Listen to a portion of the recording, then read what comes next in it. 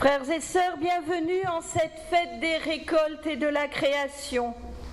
Elle nous rappelle que l'être humain est fondamentalement attaché à la terre.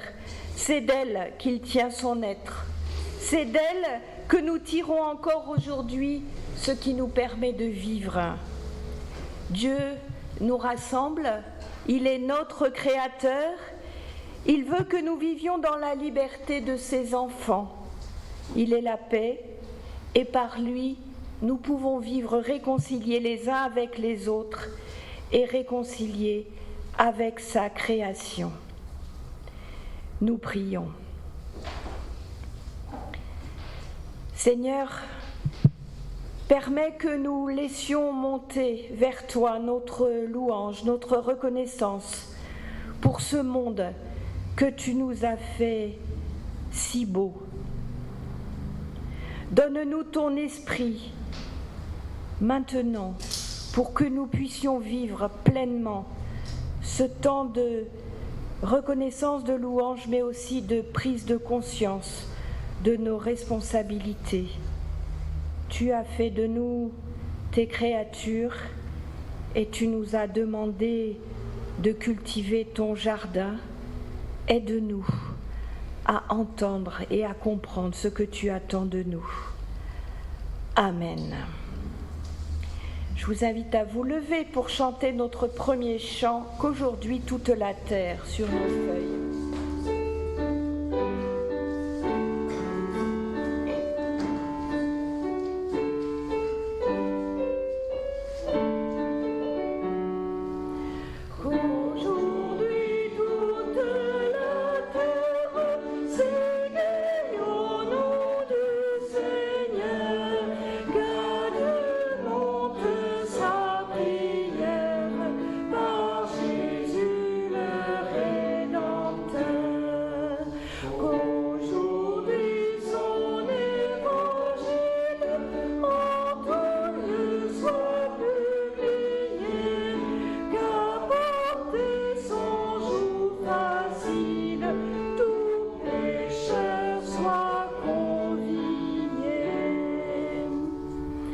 Frères et sœurs, regardons donc la terre et tout ce qui s'y trouve, dont nous avons ici quelques petits éléments, quelques exemples, et louons le Seigneur pour tous ses bienfaits, avec le psaume 104. Bénis le Seigneur, ô mon âme.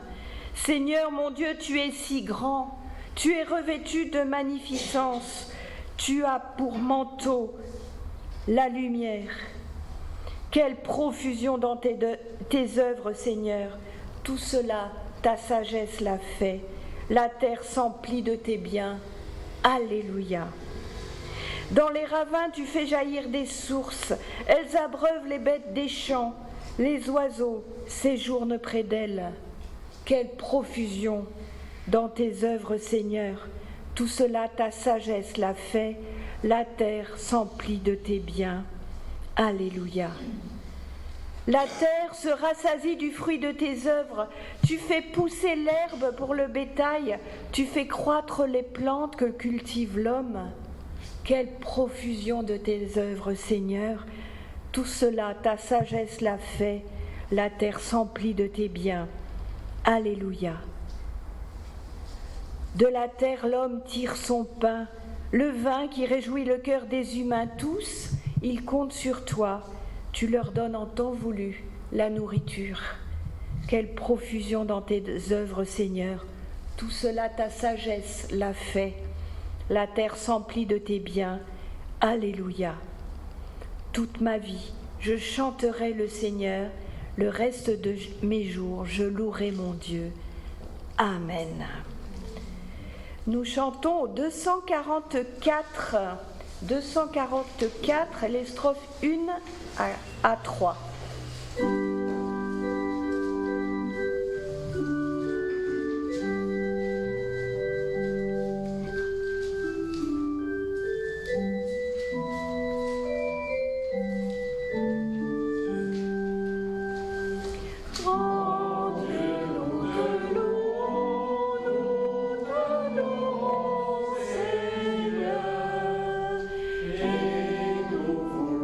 Chanter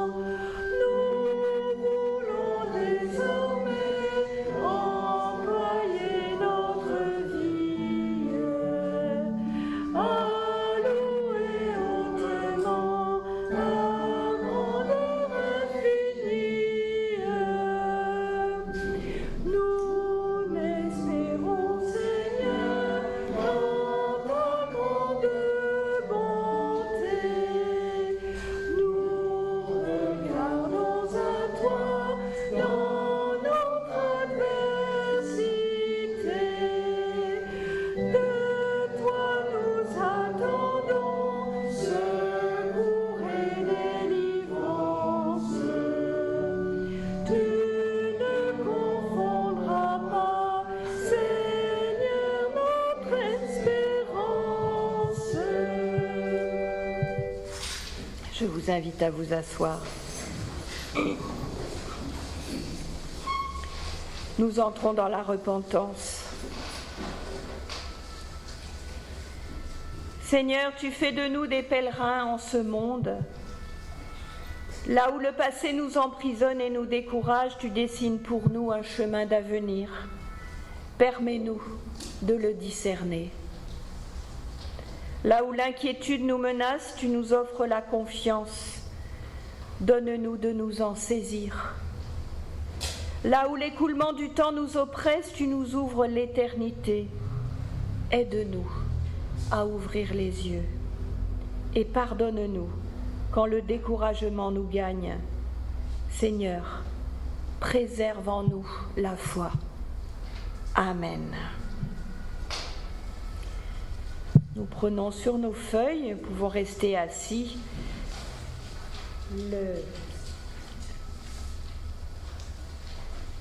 le chant « Je remets tout entre tes mains ».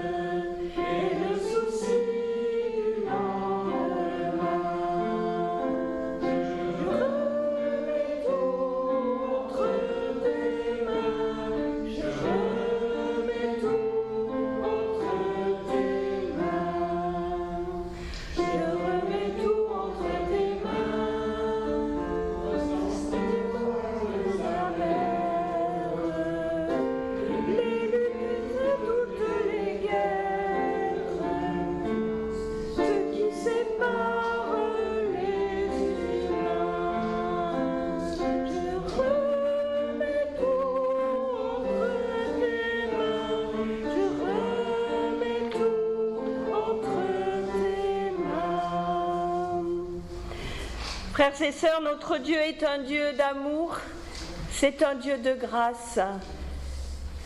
Cette grâce qu'il nous promet, il nous l'offre encore aujourd'hui pour manifester notre désir de la recevoir, cette grâce, de la faire nôtre pour en vivre. Je vous invite à vous lever. Frères et sœurs, Dieu vous pardonne. Celui qui met sa confiance en Dieu et trouve sa joie en Jésus-Christ est sauvé. Renvoyé vers la vie, déchargé du poids de notre péché, nous chantons notre reconnaissance au Seigneur avec « Toi qui disposes » les strophes 1 et 3.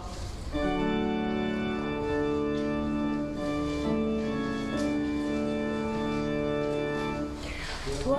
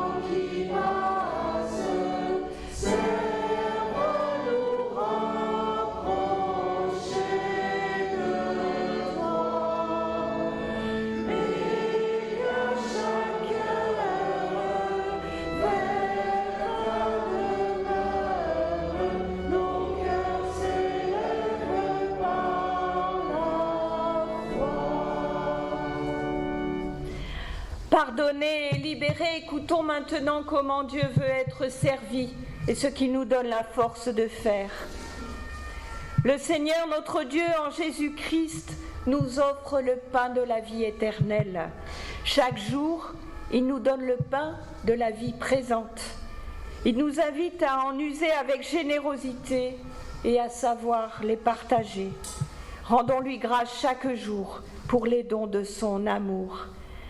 Amen. et nous chantons sur nos feuilles aux lois de Dieu. Prêtons l'oreille.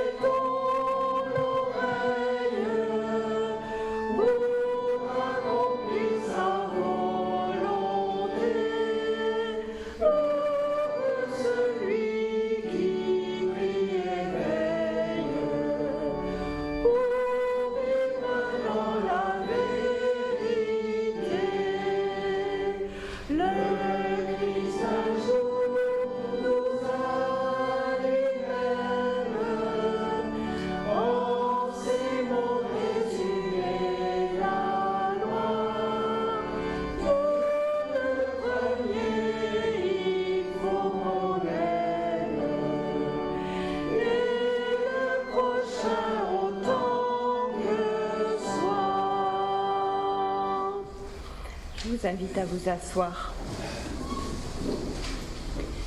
Nous prions avant d'ouvrir les Écritures, afin qu'elles deviennent pour chacun, pour chacune d'entre nous véritablement paroles de vie.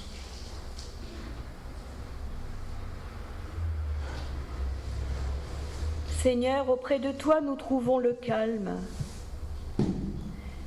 Dans l'agitation du quotidien et l'inquiétude pour notre monde, nous sommes venus aujourd'hui écouter ta parole, épuiser des forces pour aujourd'hui, demain et tous les jours que tu nous donnes de vivre. Donne-nous ton esprit pour discerner ta voix dans tous les bruits du monde. Amen.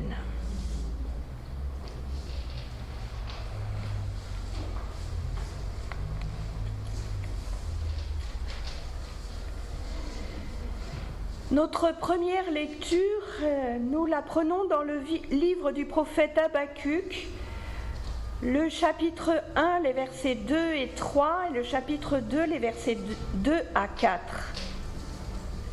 Jusqu'à quand, Seigneur, appellerai-je au secours sans que tu entendes ? Jusqu'à quand crierai-je vers toi violence sans que tu sauves ? Pourquoi me fais-tu voir le mal ? Et regardes-tu l'oppression ? Ravage et violence sont devant moi. Il y a des querelles et la dispute s'élève. Je vais me placer à mon poste de garde. Je vais me tenir sur le rempart. Je vais guetter pour voir ce qu'il me dira, ce que je répondrai au sujet de mes doléances. Le Seigneur me répondit. Écris la vision, grave-la sur les tablettes afin qu'on puisse la lire couramment, car c'est encore une vision pour le temps fixé. Elle aspire à son terme, elle ne mentira pas. Si elle tarde, attends-la, car elle se réalisera bel et bien, elle ne sera pas différée. Son cœur se gonfle, il n'est pas droit, mais le juste vivra en tenant ferme. Dans la seconde épître à Timothée, nous lisons au chapitre 1 les versets 6 à 14. C'est pourquoi je t'exhorte à ranimer la flamme du don de la grâce, du don de Dieu que tu as reçu par l'imposition de mes mains. En effet, ce n'est pas un esprit de lâcheté que Dieu nous a donné, mais un esprit de force, d'amour et de pondération. N'aie donc pas honte du témoignage de notre Seigneur, ni de moi, son prisonnier, mais souffre avec moi pour la bonne nouvelle, par la puissance de Dieu, qui nous a sauvés et nous a adressé un saint appel, non pas selon nos œuvres, mais selon son propre projet, selon la grâce qui nous a été accordée en Jésus-Christ, avant les temps éternels. Cette grâce qui s'est maintenant manifestée par la manifestation de notre Sauveur Jésus-Christ, qui a réduit à rien la mort et mis en lumière la vie et l'impérissable par la bonne nouvelle. Et enfin, dans l'Évangile selon Luc, nous lisons au chapitre 17, les versets 6 à 14. Les apôtres dirent au Seigneur, « Donne-nous plus de foi. » Le Seigneur répondit, « Si vous aviez de la foi comme une graine de moutarde, vous diriez à ce mûrier, déracine-toi et plante-toi dans la mer, et il vous obéirait. » Qui de vous, s'il a un esclave qui laboure ou fait paître les troupeaux, lui dira quand il rentre des champs, « Viens tout de suite te mettre à table » Ne lui dira-t-il pas au contraire, « Prépare-moi à manger, mets-toi en tenue pour me servir jusqu'à ce que j'ai mangé et bu, après cela, toi aussi, tu pourras manger et boire. » Saura-t-il gré à cet esclave d'avoir fait ce qui lui était ordonné ? De même, vous aussi. Quand vous aurez fait tout ce qui vous a été ordonné, dites « Nous sommes des esclaves inutiles, nous avons fait ce que nous devions faire. »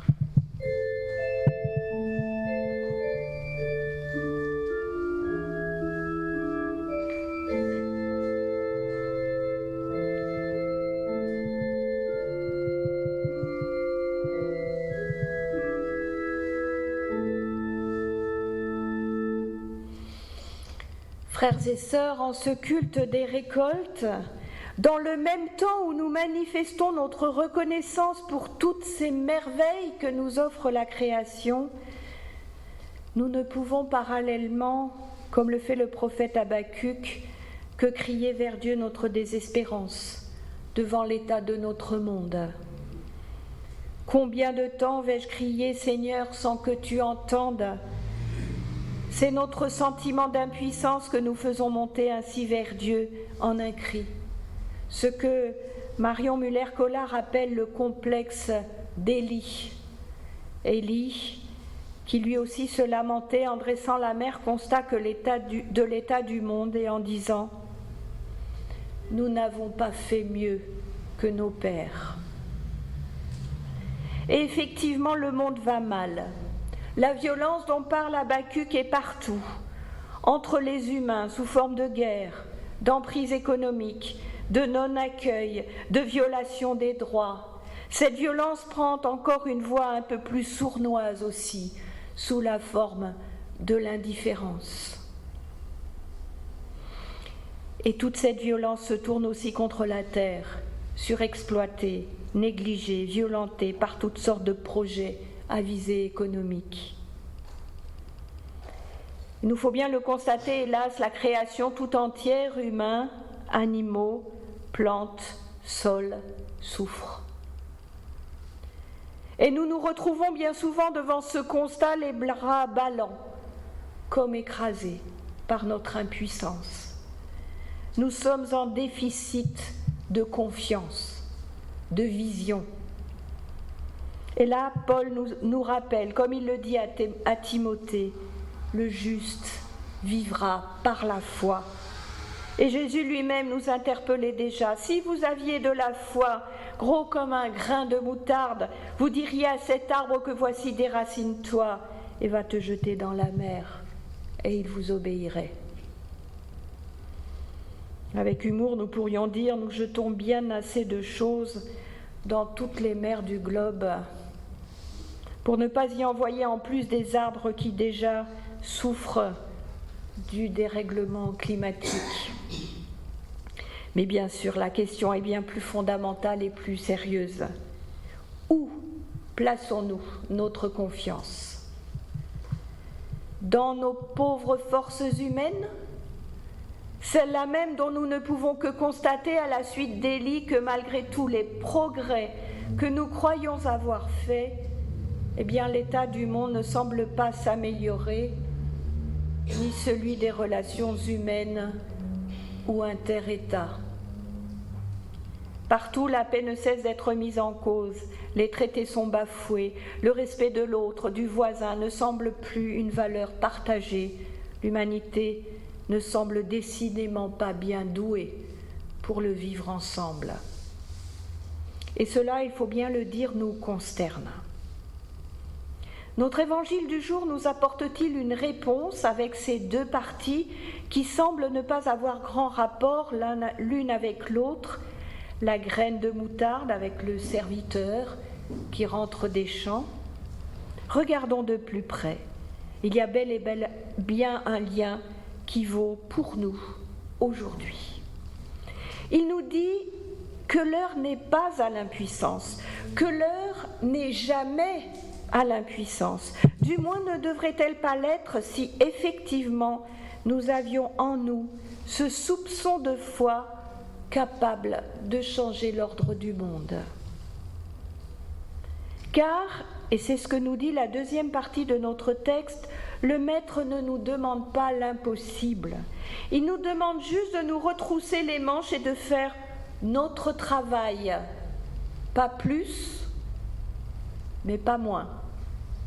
Sans en attendre de résultats, de récompenses, de félicitations. Nous sommes tous et toutes, vous, moi, des serviteurs avec une feuille de route à tenir, non pas des serviteurs inutiles, comme nous le disent trop souvent nos traductions, ce qui ne manquerait pas d'augmenter en nous ce sentiment d'impuissance et nous enlèverait peut-être même l'envie de nous engager. Mais des serviteurs non indispensables. Vous allez me dire que je joue sur les mots. Mais on pourrait donc dire tout à la fois que le Maître a et n'a pas besoin de nous. Il n'a pas besoin parce que sans nous, le monde tournerait. Je ne peux pas m'empêcher même de me demander parfois s'il ne tournerait pas mieux sans nous. Mais c'est avec nous que le Maître veut avoir affaire. C'est nous qu'il a appelé au service. C'est sur nous qu'il compte. Mais pas sur chacun de nous individuellement, sur nous tous, communautairement.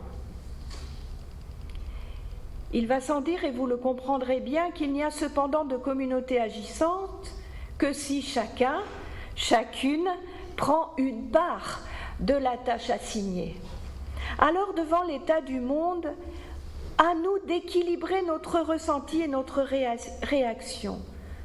Ni résignation qui pousserait à ne rien faire, ni activisme à tout craint qui peut conduire à des attitudes extrêmes dans l'action ou dans le désespoir devant le peu de résultats. J'entendais justement ça tout en arrivant là, à la radio, des enquêtes qui sont faites sur l'activisme limite terroriste des extrêmes de l'écologie.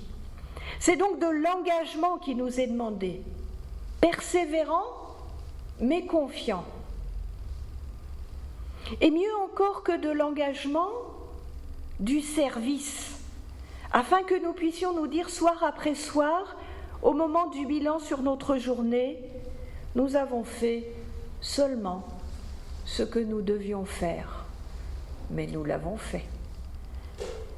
Nos textes du jour nous font donc glisser insensiblement d'un désespoir délétère à une confiance qui s'engage, une confiance qui compte sur le Maître, s'appuie sur lui dans la prière, mais une confiance aussi dans ses forces, ses intuitions, ses pistes qui peuvent nous être données comme instructions pour faire de nous des serviteurs, peut-être non indispensables, remplaçables aisément par d'autres, mais des serviteurs responsables devant Dieu de leur action, pour nos frères et sœurs et pour le monde.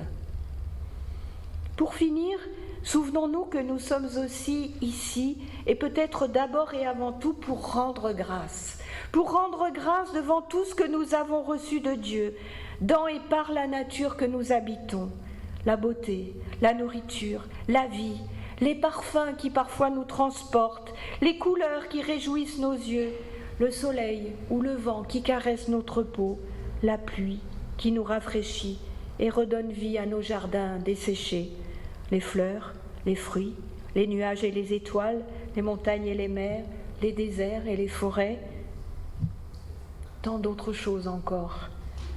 Quand je tourne mon cœur vers tout cela, tellement l'univers est riche de merveilles, je ne peux que m'exclamer avec le psaume 95, qui est celui qui encore nous était proposé dans nos lectures du jour.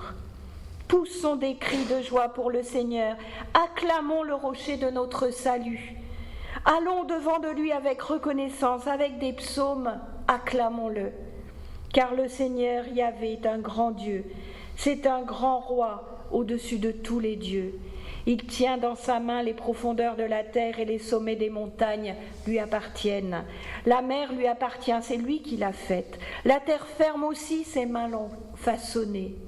Venez, prosternez-nous, courbons-nous, fléchissons le genou devant le Seigneur qui nous fait, car il est notre Dieu, et nous sommes le peuple qu'il fait paître, le troupeau que sa main conduit. Si aujourd'hui vous l'écoutiez, si aujourd'hui vous l'écoutiez, voilà ce sur quoi je voudrais rester aujourd'hui avec vous. Écoutons le Seigneur.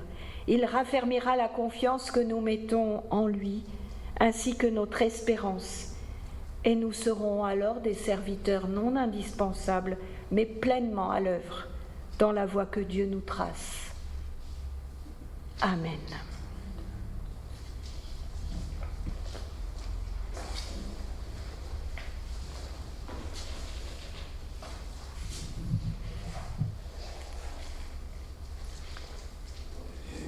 Je vous invite à vous lever pour chanter au 427 les 3 strophes. 427.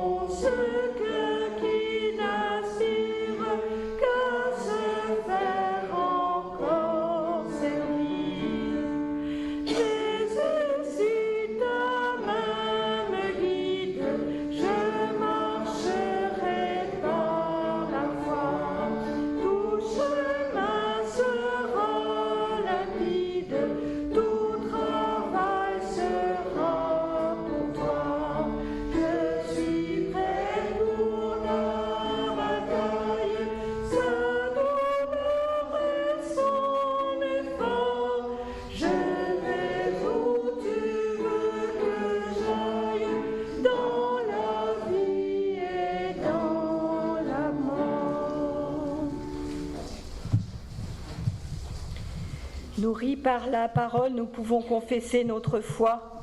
Je crois en Dieu qui a créé le monde pour que nous le cultivions et en célébrions la beauté. Il est la source de la vie. Je crois en Dieu qui a remis son pouvoir à Jésus le Christ, le serviteur, mort et ressuscité pour le pardon et pour la liberté des hommes. Il est le prix de notre vie. Je crois en Dieu qui par son esprit nous unit à son Fils, pour que nous combattions le mal et construisions une juste paix dans l'espérance de son royaume. Il est le sens de notre vie. Amen. Et nous chantons notre foi avec « Nous croyons en Dieu le Père », les 2 strophes qui sont sur nos feuilles.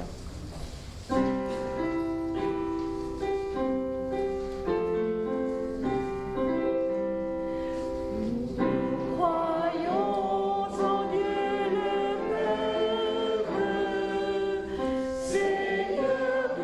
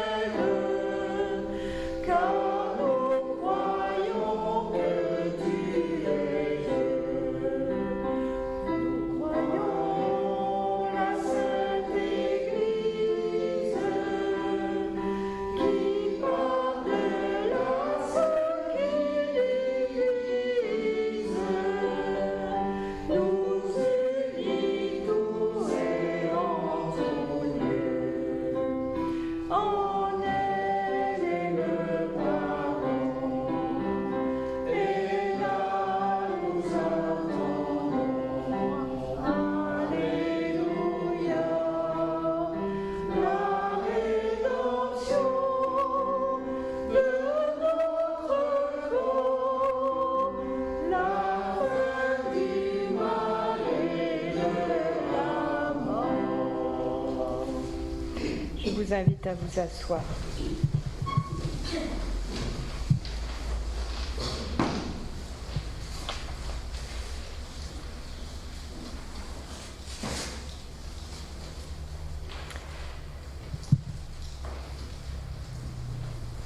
C'est le moment des annonces. Alors déjà, nous avons un nouveau... Enfin, Henri, tu remettras éventuellement l'appel du mois de la CAT,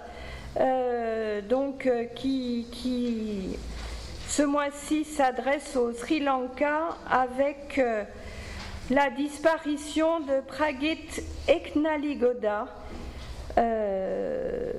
pour lequel, évidemment, il est demandé des comptes.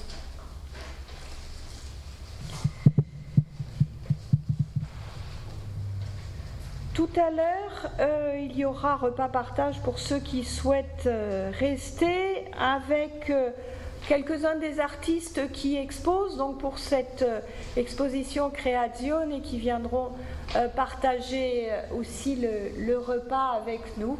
Donc je vous invite tout à l'heure à regarder ces œuvres très variées qui nous sont proposées pour une quinzaine de jours dans le cadre à la fois du mois de la création qui se termine aujourd'hui et qui est poursuivi par le mois de la justice climatique, donc qui est proposé par l'association Green Faith, l'organisation internationale. Vendredi prochain, vous aurez ici même à 18h30 une causerie-discussion avec Jean-Paul Morlet, qui est théologien, qui est pasteur retraité, théologien et docteur en théologie, sur la base de son ouvrage dont vous avez 2-3 exemplaires là, Parler de Dieu aujourd'hui, donc un temps aussi d'échange, peut-être même plus que d'exposer, où chacun pourra un petit peu confronter ses idées, ses pensées, ses compréhensions de Dieu, Jean-Paul vous lira ce qui est sa confession de foi, comme un manifeste en je ne crois pas, mais je crois. Et donc pourront à la fois voir ce sur quoi, alors là c'est sur la base beaucoup du credo, alors ce sur quoi il adhère avec le credo, et ce sur quoi il le voit un peu différemment, sachant que il recommande l'usage du credo, mais après c'est la question de la lecture qu'on peut en avoir. Dans son ouvrage, il travaille aussi sur les 10 paroles, les 10 commandements et sur le Notre Père. Donc voilà, c'est une vision qu'il faut reconnaître assez libérale, mais les théologiens libéraux, normalement, doivent entendre aussi ce qui contredit éventuellement leur vision des choses. Et c'est stimulant, en tout cas, pour la pensée. On a eu déjà cette rencontre à Bastia, et il y avait parmi nous même des catholiques, dont le Roger Poggi, et qui n'ont pas été choqués par l'échange. Donc voilà, je vous rassure. Dimanche, c'est lui qui célébrera le culte ici et propose à celles et ceux qui sont intéressés par le culte, alors pour éventuellement devenir lecteur ou prédicateur laïque, mais même pour juste plonger un peu plus dans ce qu'est un culte, comment c'est construit, etc. Et donc, il invite chacune de ceux que ça intéresse à se munir d'un papier, d'un crayon pour prendre des notes pendant le culte. Il y aura un petit partage de repas et un temps d'atelier après pour répondre aux questions, faire remonter les remarques, etc. Et puis le lundi soir, toujours ici à 18h30, un atelier préparation d'obsèques, célébration d'obsèques pour celles et ceux là aussi qui voudraient commencer un peu à se former pour pouvoir soutenir un peu quand il y a besoin, parce que je ne suis pas toujours disponible, et puis comme par un fait exprès, il y a souvent des superpositions, hein. Pourtant on a 6 ou 7 services funèbres dans l'année, mais là encore, la dernière fois, s'il y en avait 2 le même jour, un à Bastia et un ici. Alors heureusement, à Bastia c'était le matin, et là l'après-midi j'ai eu le temps d'arriver, mais c'est pas toujours le cas. Il nous est arrivé que ce soit plus... Donc voilà, on a besoin d'aide sur ces... Puis c'est une manière de démarrer tout doucement. Pour le moment, il n'y a pas péril en la demeure, vous avez encore un pasteur, mais voilà, en cas de vacances pastorales, ça peut être aussi très utile. Mercredi, Jean-Paul ira à Ghisonaccia et puis le mercredi d'après à Poggio di Venaco chez Annette, la Casa Giaferi, pour alors là se centrer sur le credo. Voilà, donc pour ces tout prochains jours. Je rappelle pour ceux que ça intéresserait qu'il y a donc le stage gospel à Bastia le 22-23 octobre, enfin à Pietraner, donc avec la possibilité toujours d'être hébergé, hein, si on veut y aller. La foire aux livres du 17 au 22 ici. Et puis, alors, parce que ce sera local, les 12 et 13 novembre, le stage gospel ici à Bastia. Ah, Ajaccio, oui. Je ne sais plus où j'habite, moi, parfois. Demain, pour celles et ceux que ça intéresserait, il y a un autre partage sur l'ouvrage de Didier Fievé sur Bible et création. Donc, un petit temps d'échange sur cet ouvrage.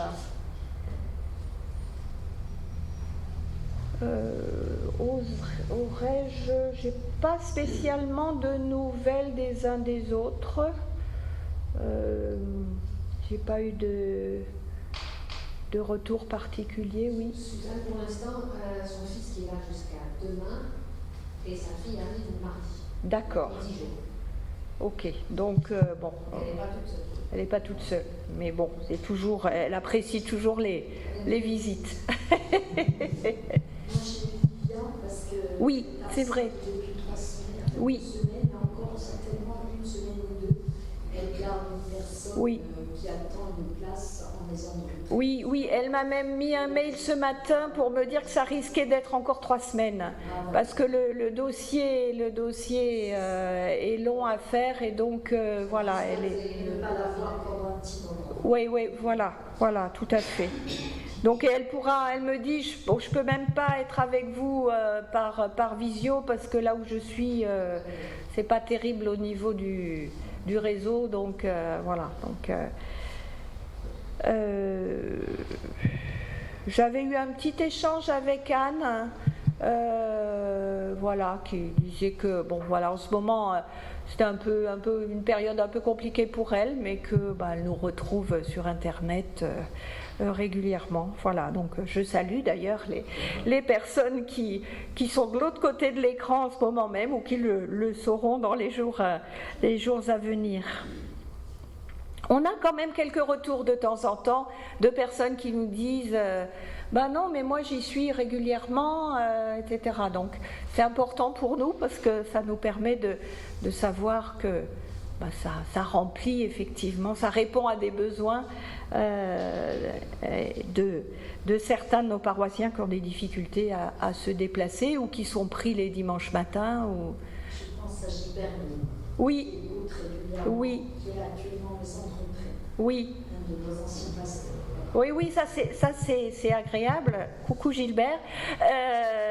c'est agréable de savoir aussi que il y a Gilbert Charbonnier qui m'a dit que de temps en temps il y était aussi. Donc les anciens pasteurs qui se relient à vous comme ça, à nous, mais à vous qu'ils ont connu et rencontré. Voilà, Gilbert Baume, c'est quand même la première personne qui m'est téléphonée quand il a été question, enfin, quand la décision a été prise que je vienne ici en Corse. Je ne connaissais pas Gilbert, il m'a téléphoné, il m'a dit « Tu verras, c'est une paroisse géniale, tu as bien raison d'y aller. » Donc, c'était très encourageant, donc la décision a été prise, ça n'a pas influé, mais c'est quand même bien agréable à entendre. Henri, tu avais... Denis Arnaud a été fatigué. Oui. Il a eu un problème au rage. Ah mince. Ah, d'accord. Bon, bah écoute, on le portera dans la... C'est vrai que ça faisait aussi longtemps qu'on l'avait pas vu. Voilà, et bien c'est maintenant le moment de l'offrande, une autre offrande que ces beaux fruits. C'est nous qui redonnons un peu à Dieu une part de ce qu'il nous offre.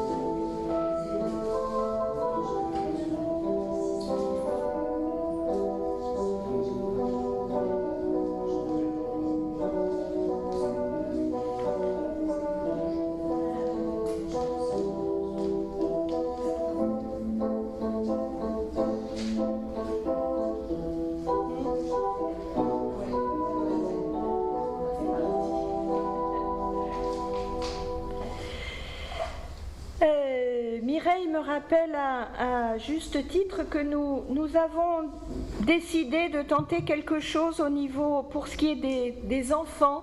Donc le mercredi après-midi, un mercredi sur deux, nous proposerons, hein, premier et troisième, oui. Et donc on commence mercredi prochain, on ouvre cette option mercredi prochain. À 15h30 à 17h, non? C'est ce que j'avais mis sur la... 15h30 à 17h, ici des activités bibliques. Texte, bricolage, chant, jeux, tout ça. Et donc on va l'ouvrir, c'est-à-dire qu'on a prévu de pouvoir afficher ça. Voilà, parce que... On se dit peut-être qu'il y a des enfants autour aussi qui seraient intéressés. Le biblique, c'est pas confessionnel, ça peut être aussi un apport culturel. Toute notre culture est quand même enracinée dans la Bible. Et puis le reste, c'est à Dieu de faire, au Saint-Esprit de faire son travail, mais au moins de proposer quelque chose. Et ce sera donc ici un mercredi sur deux.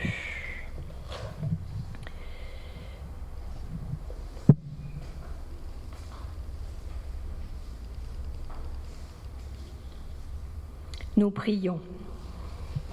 Seigneur notre Dieu, tout ce qui est dans les cieux et sur la terre t'appartient, et c'est de ta main que nous avons tout reçu. Reçois maintenant l'offrande que nous te présentons pour le service du monde et de l'Église. Tu es béni pour les siècles des siècles. Nous nous tournons maintenant, Seigneur, vers toi pour te présenter nos frères, nos sœurs, notre monde.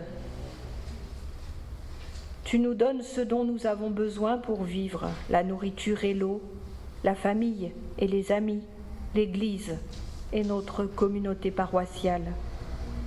et nous voulons penser à celles et ceux qui n'ont pas de quoi vivre.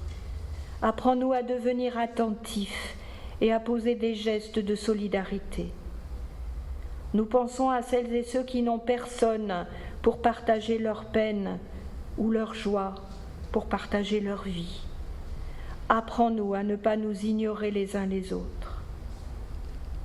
Nous pensons à celles et ceux qui te cherchent, mais butent sur des témoignages contraires à l'Évangile, et à celles et ceux qui sont scandalisés par certaines de nos attitudes.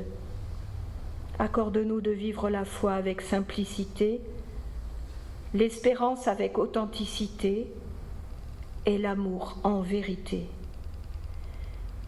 Et dans le silence, nous te confions, Seigneur, les situations et les personnes qui nous tiennent tout particulièrement à cœur et les personnes dont nous avons donné le nom tout particulièrement.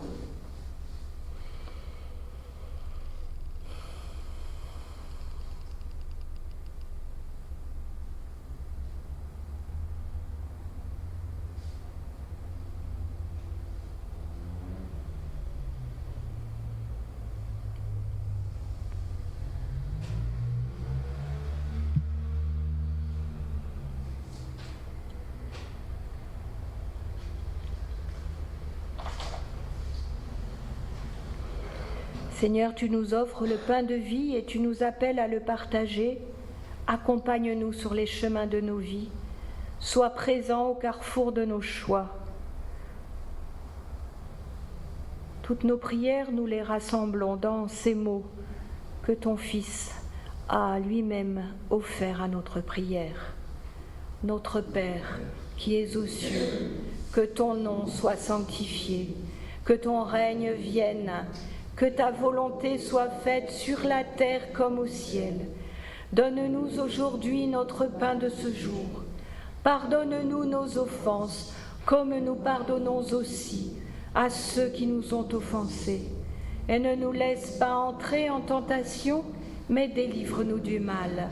Car c'est à toi qu'appartiennent le règne, la puissance et la gloire pour les siècles des siècles. Amen. Je vous invite à vous lever pour entendre et recevoir une dernière exhortation de la part de notre Seigneur ainsi que sa bénédiction. Jésus nous dit « Regardez votre foi comme elle est petite, pas plus grande qu'une graine. Mais une graine plantée en terre peut donner naissance au plus grand des arbres. Si vous êtes la semence, nous dit le Seigneur, je suis le jardinier. Frères et sœurs, laissons germer en nous la parole et partageons-la largement. Que le Seigneur fasse rayonner l'habit de lumière qu'il a posé sur chacun, chacune de vous, et qu'il vous garde dans son amour. Que le Dieu de toute promesse fasse lever en vous la plus belle des moissons et vous transforme en semeur de son royaume. Il vous bénit, celui qui est Père, Fils et Saint-Esprit, à lui le règne pour les siècles des siècles. Amen. Et nous chantons notre dernier chant, libre de nos chaînes.